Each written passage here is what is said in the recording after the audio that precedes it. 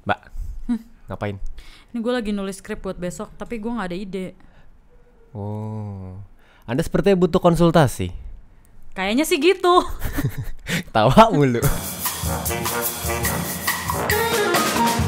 Halo fans, balik lagi di Ngabuburit at Home. Masih bersama gue Riji.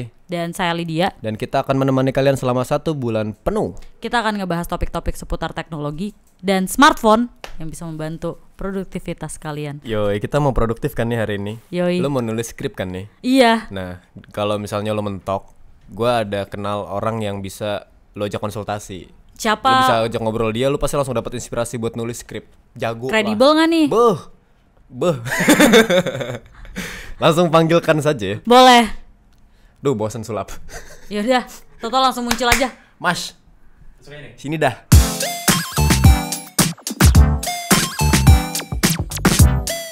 Oke, kita sudah bersama siapa nih? Perkenalan dulu kali ya. Hai, saya Pangeran Syahaan. Gue manggil apa ya? Bebas bro, apa aja. Oh, kita panggil dia Prince. Terlalu feodal itu. Bahasanya aja udah politik banget, feodal. Mas Pange. Pange. Boleh. Panggil anak rapnya Pange ya? Biar egaliter. Jadi gini. Dia nih punya media. Iya. Gokil. Gue juga nonton medianya dia. Iya, udah kenal dong berarti dong, lu tahu dong. Iya kan tadi kan sebenarnya yang bikin topik kita ya. Oh, iya. Yang milih siapa yang harus Bener juga datang sih. nih. Iya betul. Begitu gue tahu kalau Pangeran Sihaan mau, gue pengen nanya satu hal sama dia sebenarnya. Kalau kita ngomongin soal politik, banyak banget anak-anak muda, khususnya gue. Enggak, khususnya gue sih. Saya politik banget masih anaknya. aware, gua. Ya, gua dari tampilan gue udah males nih kayaknya buat ngomongin Anak politik. senja ya, Wah. Episode ini dong sih gue pakai ini. Cuma maksudnya banyak anak-anak seusia gue atau mungkin katakan umuran kakak gue, anak-anak milenials lah. Banyak yang nggak kalau misalnya ditanya suka politik apa enggak, mereka nggak suka, apalagi mau nontonin berita politik atau media yang membahas soal politik. Cuma anehnya, lo punya media yang memang membahas tentang politik, tapi orang-orang suka. Nah itu apa sih sebenarnya treatment yang lo hadirkan ke situ? Sebenarnya yang di cover sama Asumsi itu bukan politik ya, kita ngomongin current affairs. So apa aja yang current sebenarnya. Kalau yang current lagi ada berita politik ya kita ngomongin itu.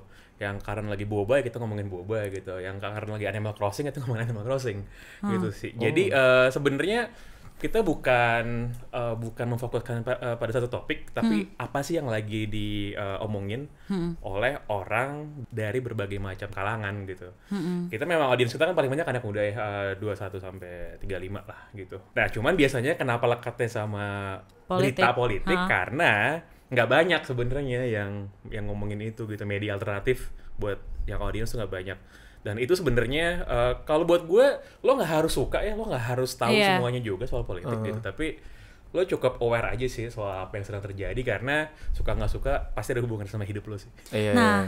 Gitu. Akhirnya pun gue jadi tahu gitu, oh ternyata politik itu berpengaruhnya sama gue. Cuman gue nggak bahas soal politiknya juga. Tapi gimana ya, kalau tadi lu bilang itu nggak banyak, tapi kalaupun ada nggak tertarik juga gitu. Jadi memang poin si tertariknya itu apa yang lu kulik di situ, bahasanya kah? Mungkin hiburannya kah? Sebenarnya dengan adanya media sosial dari 10 tahun lalu yang lebih gitu ya, orang tuh tingkat ketertarikannya sama berita itu jauh lebih meningkat sih dibandingkan dengan dulu gitu. Kenapa? Sekarang kan makin banyak orang sotoy ya sekarang. Dan menurut gua orang sotoy itu sebuah bukti bahwa tingkat ketertarikannya itu bertumbuh kan, karena lo nggak mungkin sotoy kalau lo nggak tertarik. Perkara lo tahu banget atau enggak terus ntar. Iya. Nah gitu. Jadi sebenarnya bukan dari segi topik yang kita pilih, tapi ya dari cara bertuturnya, dari cara ceritanya, angle-nya juga. Karena sebenarnya anak muda zaman sekarang tuh ya lebih pinter-pinter lah dari zaman anak muda zaman dulu gitu menurut gue. Karena tingkat asupan informasi itu udah segala macem gitu loh. Gue tuh sering banget di ini diajak untuk seminar soal literasi digital gitu. Buat mahasiswa gitu. Terus gue gak merasa mereka butuh gitu.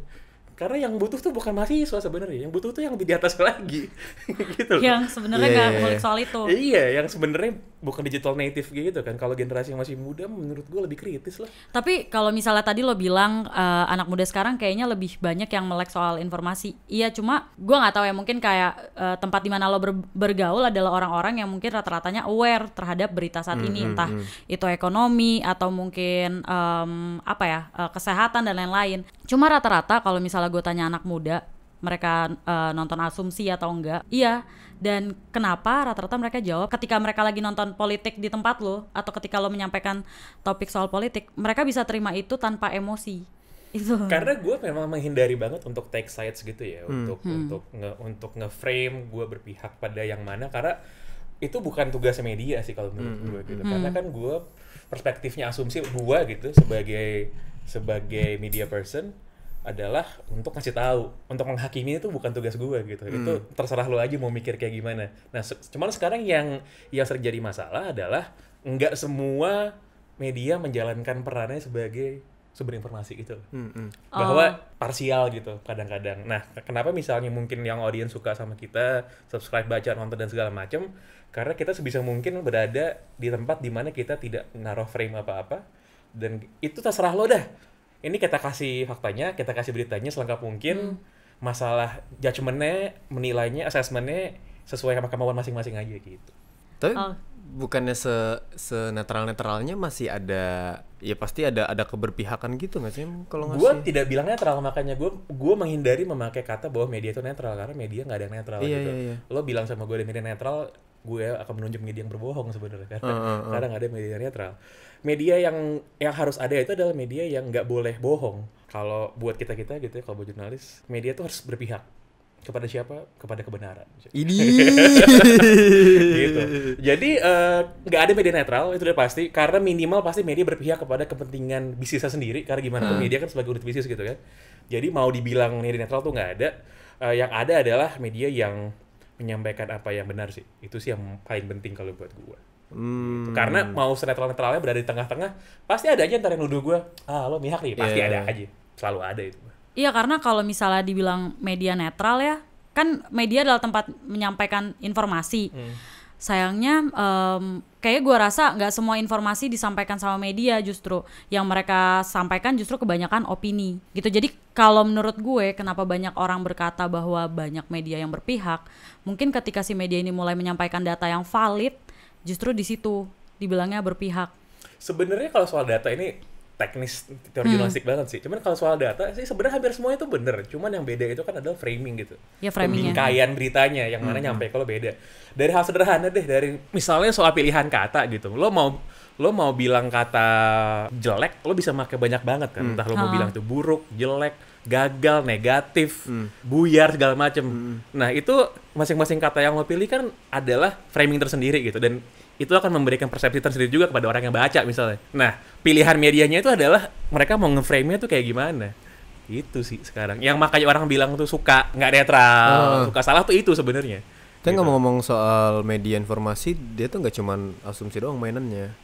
Podcast. Yoi. Gue tertarik sama ininya sih, kayak lu sejak kapan untuk ngulik si digital ini dan memutuskan untuk oke, gue mau gerak di situ? Gue selalu tertarik sama media dari zaman gue kecil, dan media apapun pengen tadinya kerja di media ya. Menurut gue ini bukan perkara digital atau analog sih, tapi ya namanya media itu nggak peduli mediumnya apa gitu. Jadi orang tuh mengkonsumsi informasinya dari mana. Dan itu sebenarnya yang gue ikutin, di situlah pengen gue bangun. Kayak misalnya gue sebagai pembaca koran gitu dari dulu, membaca majalah cetak segala macem, gue tuh nggak punya romantisme sama media cetak gitu. Orang wah sedih ya lihat koran tutup gitu, gue nggak ada gitu. Karena menurut gue tuh romantis sama isinya, bukan sama mediumnya gitu. Lo jatuh cinta sama apa yang ada yang ditulis di situ, ketimbang bentuk fisiknya. Ketimbang bentuk fisiknya. Jadi gue merasa itu cuman format aja. Gue merasa pada saat gue memahami media sebagai sebuah media informasi, ya gue pengen lihat orang tuh mengkonsumsi medianya di mana sih. Lo nonton YouTube misalnya. Gue misalnya kalau tadi lo nyambung ngomongin podcast, gue tuh dengerin podcast dari tahun 2009. Dan gue pengen banget bikin podcast sendiri di Indonesia. Dan gue merasa, gila, orang Indonesia kan biasanya harus visual banget kan, emang bisa gitu untuk mengkonsumsi media yang cuma audio aja. Jadi itu ambisi yang gue pendem sampai 2017 sebenarnya. Sampai nunggu setelah ternyata udah banyak nih yang bikin podcast dan kayaknya bisa nih kalau misalnya gue bangun gitu. Itu sih kira-kira. Gue hanya melihat orang itu mengkonsumsi medianya di mana sih gitu. Ya nggak bisa dipungkiri kan orangnya juga berubah-berubah kan. Behavior kita dalam mengkonsumsi juga berubah. Yang biasanya tadi lu bilang bapak gua mungkin masih baca koran, terus sekarang lagi belajar cara nginstal YouTube. Iya betul. Ya semoga jangan bikin TikTok aja dia. belum. Cuman itu sih. Jadi menurut gua itu akan terus berubah terus menerus gitu. Namanya juga hidup kan zaman.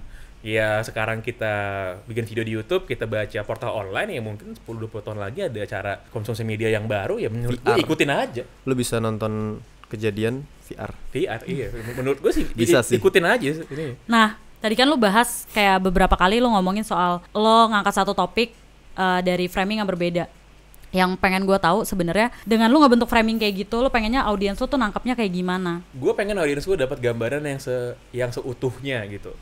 Jadi semua informasi, semua fakta dan data itu ditaruh di atas meja dan silakan lo ambil. Gitu sih. Itu berlaku untuk semua media yang gue jalanin. Termasuk yang entertain kayak kan di podcast lu ada banyak. Ada berapa sih? Sekarang 27. Ada yang jauh banget lah itu, ada yang bola, ada yang politik, ada yang ngobrol, anak Jakarta Selatan banget. ada yang ex-JKT sih. Iya. Ada. Itu menurut gue gini, gue tuh selalu percaya bahwa semua hal tuh bisa menarik asal lo ngomonginnya dengan orang yang bener dan dengan angle yang bener juga. Nah itu dia yang kita mau kulik tuh. Yang kita mau kulik yang gitu. Kita kan pengen tahu ya kita cara gimana nih biar seru. Kayaknya apapun kalau dibungkusnya bener tuh orang bisa nikmatin. Betul. Jadi kayak dulu di zaman sebelum internet kan yang jadi gateway keeper informasinya kan adalah yang punya media gitu kan. Semua yang mutusin kayaknya ini yang bagus buat lo deh, makanya gue tayangin gitu kan. Sekarang kan yang jadi gateway keepernya ya masing-masing audiensnya gitu. Betul. Jadi lo yang milih sebenarnya. Jadi kalau misalnya ngomongin soal on demand, kita ngomongin video atau film, menurut gue on demand itu udah ada dalam segala macam aspek sih, termasuk lo milih lo mau baca berita apa dan di mana sama siapa, itu menurut gue pilihan masing-masing. Menurut lo gue rasa udah banyak banget nih konten kreator yang mereka sudah menjalankan banyak hal yang media lakukan sebetulnya. Kayak tadi lo ngebahas soal kaidah-kaidah media. Mereka udah jalanin tapi mereka masih merasa nggak semua konten kreator tuh ngevlog doang gitu. Iya, nggak semua konten kreator ada yang tuh memang dia doang. tuliskan informasinya, gue pengen sampein dan bahkan mereka sudah berbadan hukum. Misalnya sudah PT dan CV, mereka sudah berbadan hukum. Sebenarnya kalau misalnya mereka menggunakan treatment yang sama seperti media, mereka punya berbagai macam konten, mulai dari hiburan sampai dengan opini serius dari berbagai tokoh-tokoh. Sebenarnya mereka sudah sah belum dikatakan sebagai media? Atau matriksnya memang harus daftar? Sebenarnya enggak. Sebenarnya lo terdaftar itu ke Dewan Pers itu, kalau gue salah silakan dikoreksi, itu bukan sebuah obligasi, bukan kewajiban. Tapi kalau lo ada dispute, produk misalnya, lo bikin video nih, tiba-tiba ada yang mempermasalahkan, gue nggak terima, menuntut segala macem.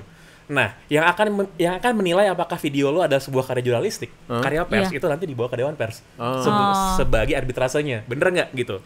Kalau ternyata lo nggak dianggap sebagai sebuah produk pers, produk jurnalistik, itu lo perorangan berarti. Itu kenanya pidana kalau lo kenapa gitu. Ini teknis banget sih. Pertanggungjawabannya pribadi kalau misalnya kayak gitu. Betul, pertanggungjawabannya kayak gimana? Kalau lo hidup di zaman sekarang, lo harus menyiapkan banyak banget safety net gitu dengan segala macam ranjau. Nah, menurut gue itu hal yang paling pertama kita bikin sih. Ya sayangnya banyak orang yang nggak aware aja sih untuk dia nyemplung aja gitu. Pas udah kena masalah baru, kemana nih gue? Kalau gue selalu berpikiran ini kan, yang hal terburuk lah, jadi udah gue siapin gitu. Ya gue lihat tadi lu kayak termasuk orang yang terplanning banget. Orang lu tadi bangun podcast dari zaman kapan?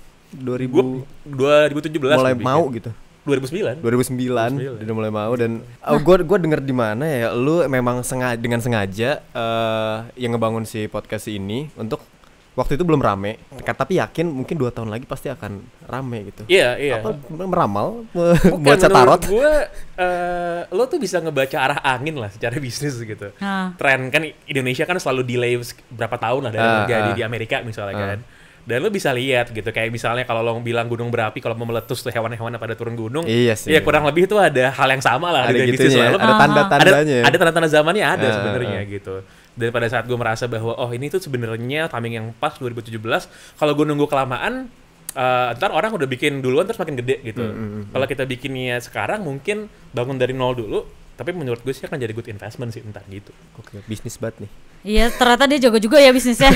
Lu apa nih, lu lebih ke ya lu anak jurnalistik atau lu businessman? Basic gue sebenarnya media person, kan gue nulis sebenarnya. Cuman karena gue suka main catur ya, jadi Waduh.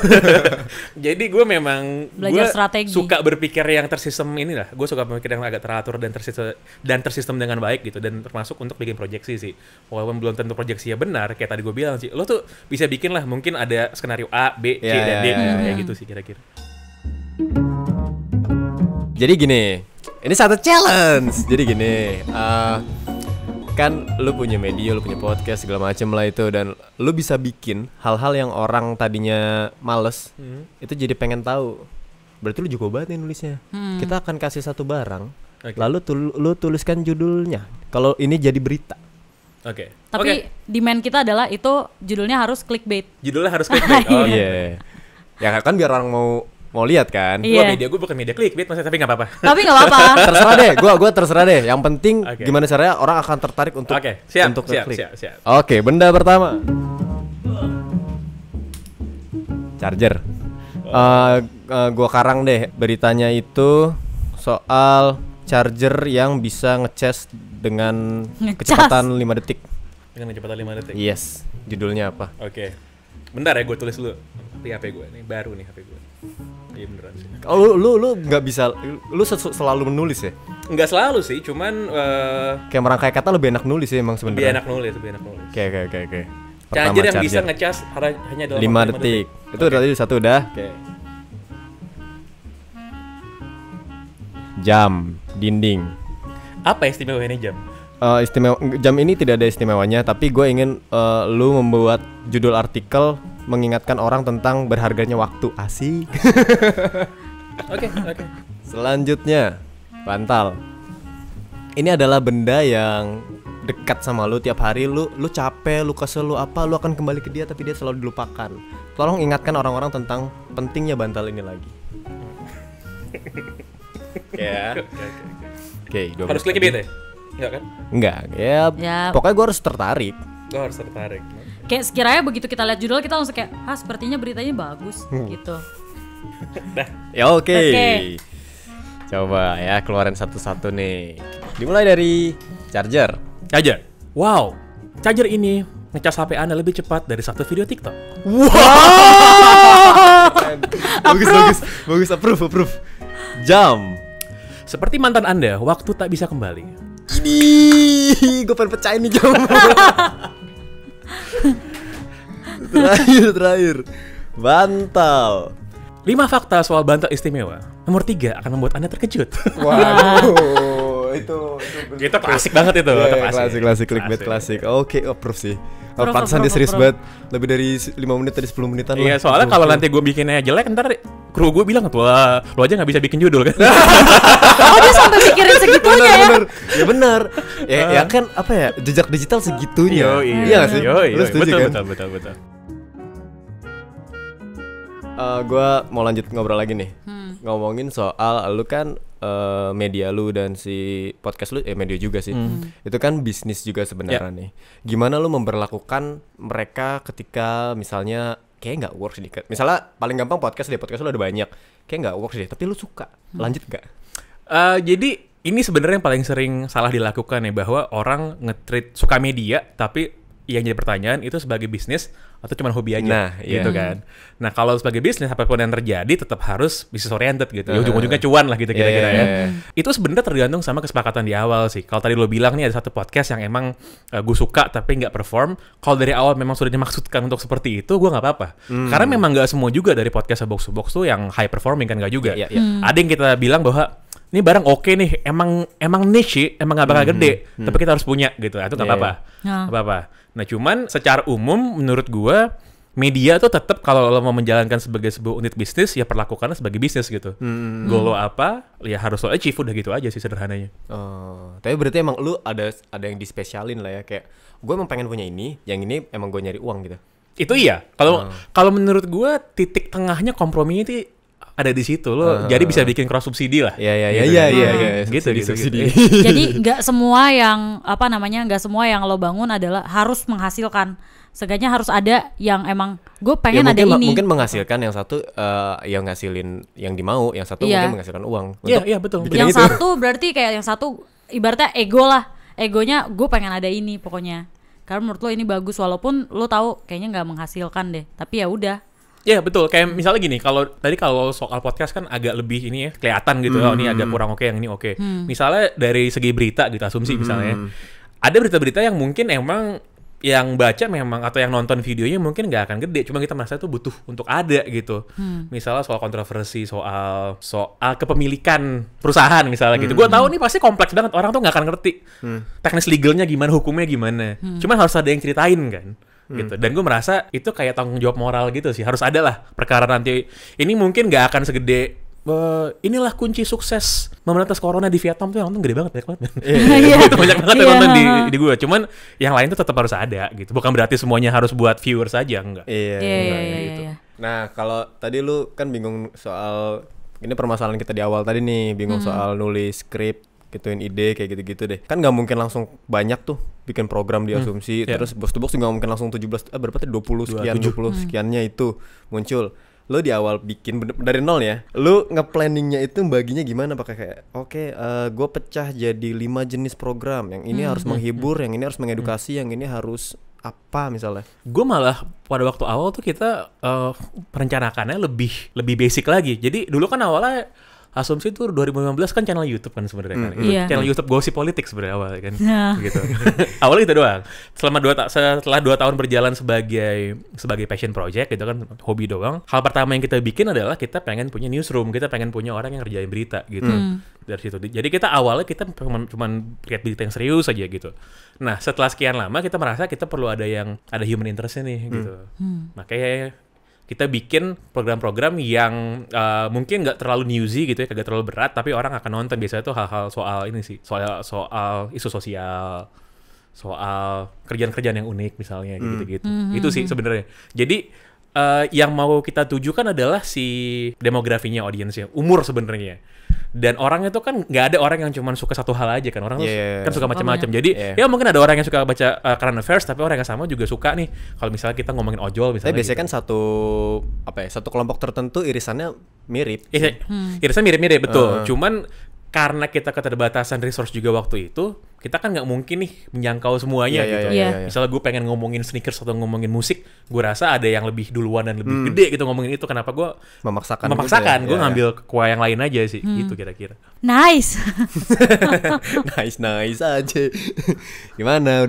Udah kepikiran belum nih ntar kita mau bikin apa? Udah sih, udah ada. Tapi contekannya nanti aja. Oke, boleh deh. Soalnya udah waktunya mau buka. Oke. Kita udah cukup lah obrolannya hari ini. Terima kasih sudah menemani kita ngabuburit. Terima kasih sudah diundang. Bersama Offense juga. Tapi kita belum pulang. Belum pulang ya? Masih ada next episode-nya, kita akan bacain Q&A di mana lu jawab-jawabin pertanyaan. Oh, siap. Oke. Kita akan ketemu lagi ya besok ya. Iya, kita bakal ketemu lagi besok di jam yang sama, masih sama orang yang sama. Iya, kita lagi menemani kalian di sini. Gua Ari J. Gua Lydia. Pangeran Syahan. Di Ngabuburit at Home. Bye-bye. Hai Offense, Oppo punya program Better at Home di mana kalian yang mau beli handphone baru, kalian bisa beli dari rumah dan akan diantarkan secara gratis. Pokoknya cek di deskripsi aja. Jangan lupa juga kunjungi Oppo Indonesia. Iya.